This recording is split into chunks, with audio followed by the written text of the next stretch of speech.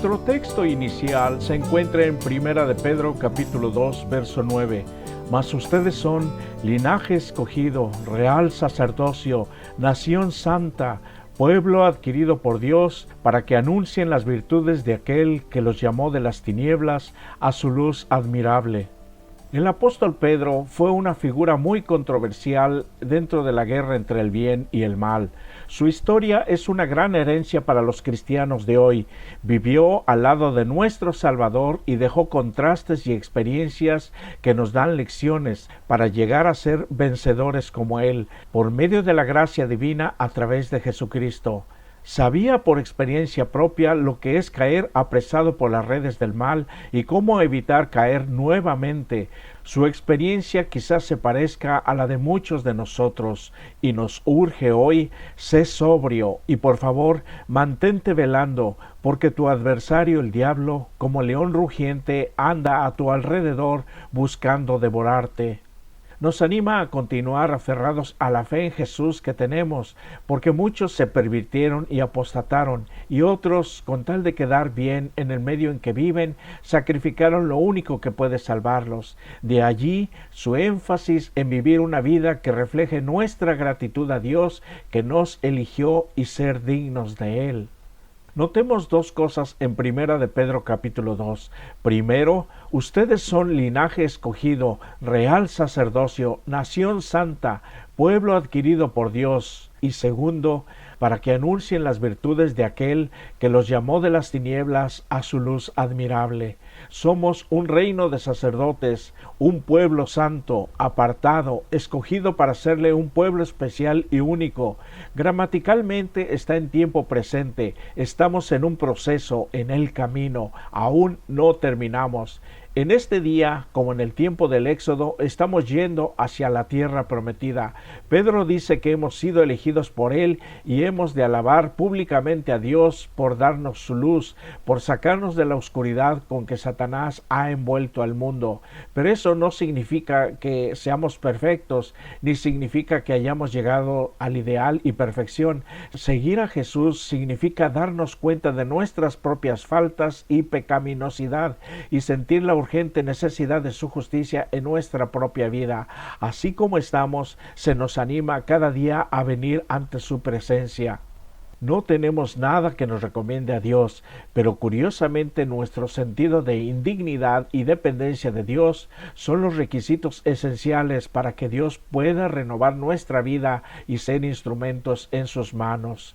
Por medio de Cristo opera en nosotros su sabiduría, su justificación, su santificación y su redención. Todo es de Dios. Por eso, todo esto ponlo en tu mente, y cuando te sientas abrumado y desanimado por tus acciones y aún por tu propio carácter, recuerda que tu llamado incluye capacitación para lograr la victoria en tu propia vida y luego para ser ejemplo para aquellos que aún no le conocen verdaderamente.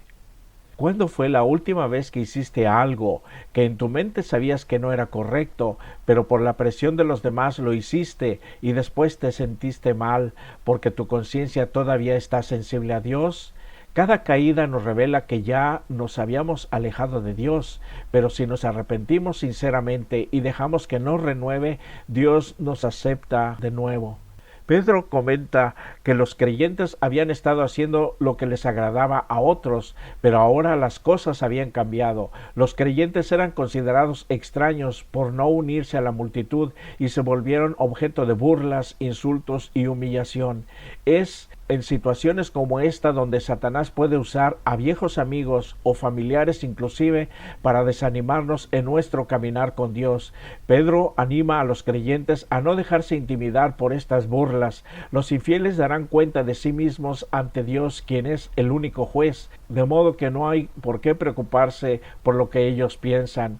Este tipo de circunstancias son especialmente difíciles para los jóvenes, pues desean ser aceptados, pero tienen que luchar con con esa presión de los demás. El antídoto es constantemente recordarnos a nosotros mismos que somos linaje escogido, real sacerdocio. Se nos llama a influir sobre los demás para el bien, en oposición a permitir que influyan en nosotros para el mal. La historia trágica de Israel era justo eso.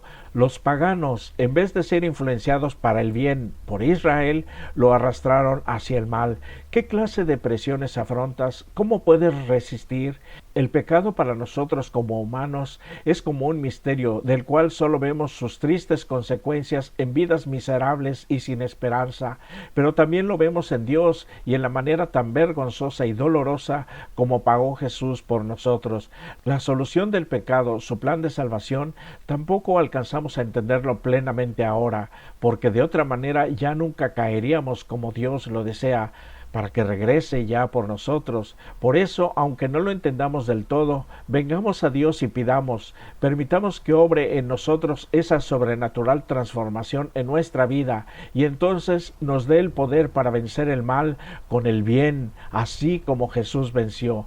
En lugar de que se preocupen por ser aceptados por otros y se conformen a sus opiniones y sus demandas, Pedro amonesta a los creyentes a que sean bondadosos y amantes con aquellos con quienes entran en contacto.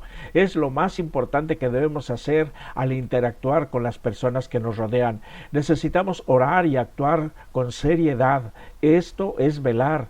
Dios sabe que a veces podemos ser más atentos en el afán de agradar a los gentiles que al relacionarnos bondadosamente con los que están cerca de nosotros. Necesitamos ser más sensibles a sus necesidades. La palabra de Dios nos dice que sin profecía el pueblo se extravía. Y en 2 de Pedro capítulo 1, Pedro menciona algo de lo que ha sido testigo acerca de Jesús, su bautismo, la transfiguración en el monte y la confirmación de las profecías que apuntaban hacia él. Todo impactó profundamente a Pedro, pero él se detiene más sobre el último punto, las profecías. ¿Cuántas veces predijo Jesús su trato a manos de los sacerdotes y su muerte? Y sin embargo, cuando las cosas sucedieron exactamente como Jesús lo había predicho, Pedro no estaba preparado. Probablemente el más doloroso de todos estos fracasos haya sido cuando Jesús predijo que Pedro lo negaría, quizás su punto más bajo en su vida. Pedro aclara cómo ser un fiel seguidor de Jesús. Recuerda las preciosas y grandísimas promesas por las cuales puedes ser participantes de la naturaleza divina, a diferencia de aquellos que están presos en la corrupción que hay en el mundo a causa de la concupiscencia. Para indicar cómo escapar de la corrupción, enumera varias cualidades interconectadas que definen el estilo de vida del cristiano. Primero, la fe, después, virtud, conocimiento, dominio propio, perseverancia, piedad, afecto fraternal y amor. Cada una se construye sobre la característica anterior y juntas forman una unidad completa que no puede separarse. Pedro dice que los creyentes no tropezarán si estos valores forman parte de sus vidas y les pide que se mantengan firmes en la vocación y elección. Hacer esto no asegura un pasaje al cielo, deben ser solamente evidencias de nuestra conexión con Jesús, tan natural como un buen árbol que da sus frutos a su tiempo. En 2 de Pedro capítulo 3, la batalla entre los seguidores de Jesús y los promotores del mal parece que está por alcanzar su clímax. El diablo está como un león rugiente buscando su próxima presa para devorarla, y es ayudado por un enorme coro de malvados agentes burlones. Estos tratan de neutralizar la fe de los creyentes y razonan que Jesús no regresará porque todo continúa como siempre ha ocurrido. Pedro sugiere que los motiva su deseo de mantener su estilo de vida lujurioso. Jesús dijo: volveré otra vez. Negar su retorno es un eco de la voz del enemigo desde el Edén, cuando abiertamente contradice a Dios y su santa palabra, pero ahora repetida no solo por una voz, como en el jardín, sino también por un coro de muchas voces en todas partes, todos estos viviendo perdidamente como antes del diluvio. Un rasgo interesante de esta mentira es que Pedro la predijo. Cada vez que oímos a alguien burlarse de la idea de que Jesús regresará, este mismo burlador está cumpliendo la profecía antes predicha. El mismo Dios que almacenó agua para inundar la tierra, tiene almacenado en forma similar fuego, al fin de purificarla en el día del juicio. A medida que pasan los años, aferrémonos a la promesa de la segunda venida, a través de la misma palabra que alimentó nuestra fe cuando por primera vez creímos. Según las profecías del fin del tiempo, algún día acabará el mal y la paciencia de Dios llegará a su límite. En las profecías, Dios bosqueja su estrategia para acabar con el pecado y el sufrimiento y para restaurar la tierra a su perfección original. Todo será sin maldad y diferente a cómo vivimos ahora. Si nos rebelamos ante la idea de que Dios intervenga en el planeta, entonces llegamos a ser cínicos y burladores. Pero si vemos en esto a un Dios misericordioso que finalmente limpiará la abominable corrupción y los abusos de los derechos humanos, entonces podemos con confianza esperar cielos nuevos y tierra nueva, en los cuales mora la justicia de Dios. Además, Pedro expresa su preocupación por nuestras actitudes y conductas personales. Nos anima a ser diligentes para ser hallados por Él sin mancha e irreprensibles. Esa es nuestra meta, tal como se describe a Job, que era temeroso de Dios y apartado del mal, y además Cristo nos presentará frente al Padre, sin defectos y sin manchas. Así debía ser el Cordero del sacrificio, y así presenta Él a la Iglesia ante el Padre. Es nuestro deber aceptar y vivir de veras por Jesús. Solo así venceremos el pecado, creceremos en fe y evitaremos el mal para vivir vidas irreprensibles y alcanzar el nivel humano de perfección que Dios espera encontrar ya en nosotros. Aunque los antediluvianos fueron alertados, demostraron su desdén por la amonestación de Dios, haciendo exactamente las mismas cosas que habían hecho antes de recibir la advertencia. Hoy los grandes hombres dicen que las leyes de la naturaleza son fijas y todo sigue como antes. Esto es lo que enseña la teoría de la evolución. Nuestra meta de perfección la hallaremos mientras pase más y más tiempo dentro de nosotros. Esa es la estrategia del enemigo para malgastar el tiempo, en vez de redimirlo, aprovechándolo en prepararnos para recibir a nuestro Señor Jesús. Pablo escribió: porque la sabiduría de este mundo es insensatez para con Dios. Así fue en el tiempo del diluvio y en el tiempo de Pedro, y así ocurre también en nuestros días y sucederá en el futuro. Pero, ¿qué de nosotros?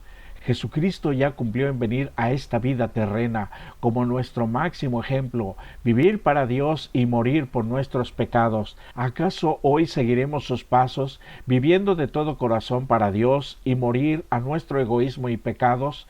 Todos queremos ser apreciados y aceptados por nuestros semejantes. Por eso vivamos la vida como Jesús la vivió, sirviendo a los demás, y tendremos una mejor oportunidad para ser testigos. Él nos ama tal como somos y sabe del tremendo potencial que puso en ti. Por eso te busca para vivir una vida que valga la pena con Él. Que el Señor Jesús te bendiga. Solía yo vivir un mundo oscuro, perdiendo todo y nada que ganar.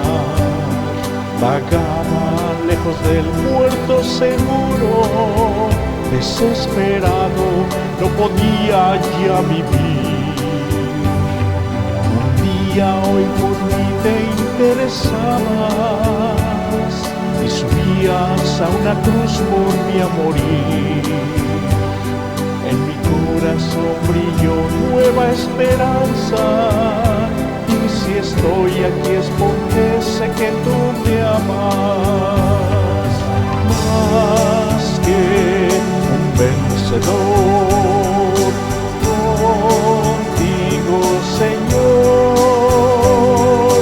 tú me has salvado. Hoy por ti yo soy el vencedor. Más que un vencedor, Señor, tú me has salvado. Vengo a ti, contigo soy el vencedor.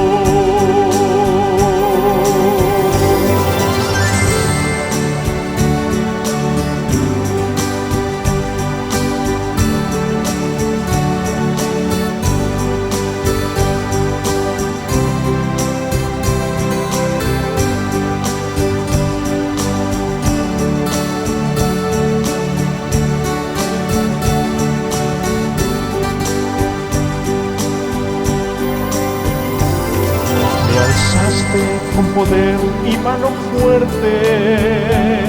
Sabías que yo era un perdedor. Vergüenza sentía el ofenderte.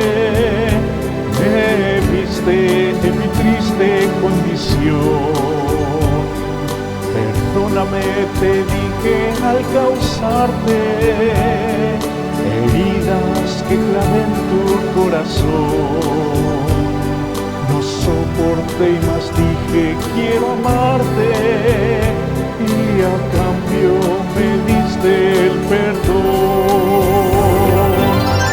Más que un vencedor, contigo, Señor,